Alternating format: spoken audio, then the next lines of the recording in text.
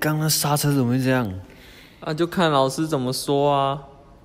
拿到车子的时候，除了试刹车以外，很快看一下这个刹车皮有没有跑掉位置，这样转一下看看。大部分的人用眼睛视觉就可以辨识得出来，这个胎框有没有弯，这个刹车皮有没有在正确的位置。一个就是这个前变速器这一根杆子啊，如果不够精准的时候，它可能位置跑掉了骑的时候这链条就会一直撞到这个前变速器，就会一直咔啦咔啦的声音。然后再来就是后变速器的位置，如果定位没有很准的时候，骑的时候也会跳档，就是有时候往下跳，有时候往下跳。那建议你在骑乘遇到这个问题，当下的问题解决，你不会做微调的时候，你就把它变到骑起来是顺的，这样就没。老师这么详细的解说，调整过单车之后，踩着的步伐特别轻松啊。坐标尺的好处，而且它可以报得很精准，它可以报到8位数啦，因为这个底下还有更细的，你看这点上去其实有更细，但是我们现在先不用教到这么细。原来要找到一个地方，其实不一定需要用到手机。经过阿龙老师教我们的地图判读，使我们能不依靠3C 产品的情况下，有能力探索嘉兰村更多的民情风俗。除此之外，在野外，大树除了能遮蔽艳阳暴雨，还可以做成环保餐具哦。因为这个之后会变成怎样，只有你自己知道。那也有可能你在削的过程当中，也可能会改变，就是你可能本来想做这样，结果后来变那样，都有可能。那接下来就是塑一个形塑一个形就是你要把这个原来的木头在中间，我们等一下先这样子一个一个步骤来做了我们先做去皮塑。在工具充足的情况下，我们能做出各式各样的餐具，但当资源缺乏的时候，我们能用什么替代的方法呢？对。做瓶子为什么可以代替砂纸啊？瓶子像这样子切掉的地方啊，瓶子你弄过它很多那个粒的地方，你就这样刮。长肉你们都往内削还是往外削？往内啊，往内这样比较没有力量，很吃力啊。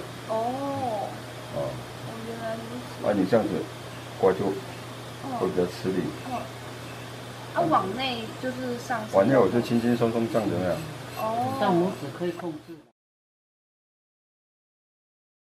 这种是这个支架啦，这支架要怎么打开呢？我们拿第一个最上面这边，然后这样子把它往下这样，直接从上面这样子一直抖，让它这样最后变成一根直的。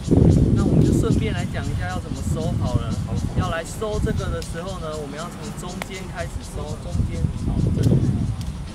开始收，这样子我们中间这个弹簧绳它才不会很容易就松掉，就很容易失去弹性就坏掉啦。OK， 使用我们两边的银柱，把它两成对角勾在我们的帐篷底部，然后一个人可以负责拿着我们银柱，另外一个人呢拿起钩环，各勾在其中一个银柱上方，然后由上而下，我们依序把它扣上我们的扣环。当然收的时候是反方向哦。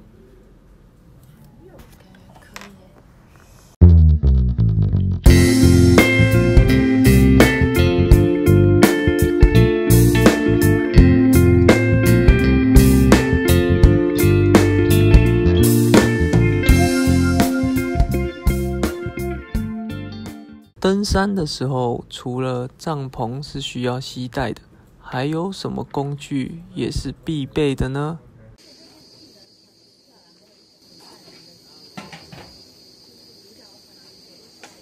机子是佩戴比较方便，有时候机子，但是我们带机子有些机子是这种的，所以我们带机子就不能这样带，会勾到东西，所以我们这个就往方向这样带提到树枝啦、藤类的就比较不会勾到。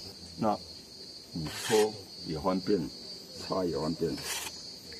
它的用途是说，我们真的是在深山里面要砍草，就是说我们在草丛里面哈，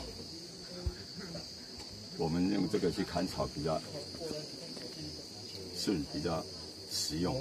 因为用翻刀的话，用翻刀是平的话要砍，你会比较吃力。镰刀是有点勾勾哈，要砍那个一些草啊比较方便。这样吃啊。哦。所以我们通常这个一定要有这个拐杖，然后特别这边削比较削比较那个，你遇到动物哈，你就要把这个插上去。山猪通常是会朝你冲过来，所以有的时候哈，你刺山猪不是你要这样刺的，你就是等它冲过来。哦，等它冲。你就等它冲过来找那个位置这样子。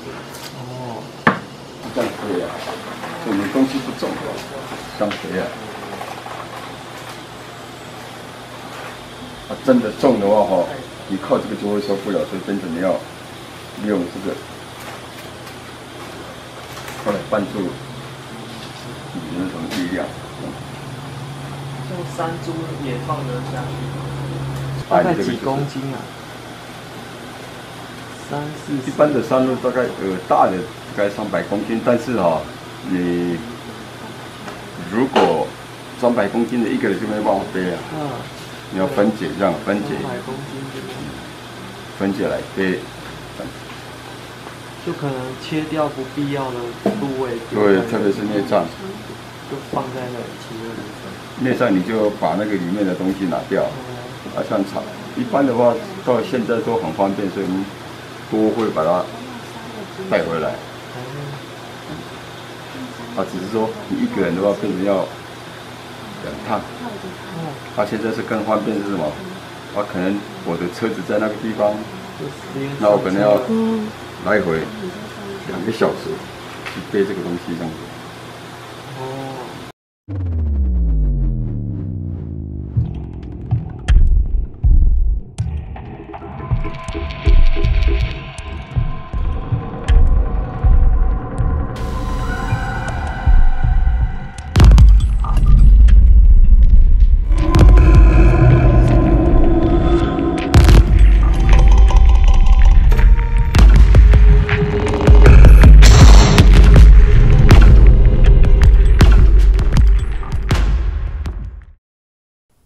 枪声响起，这是生存之路中短暂的咆哮。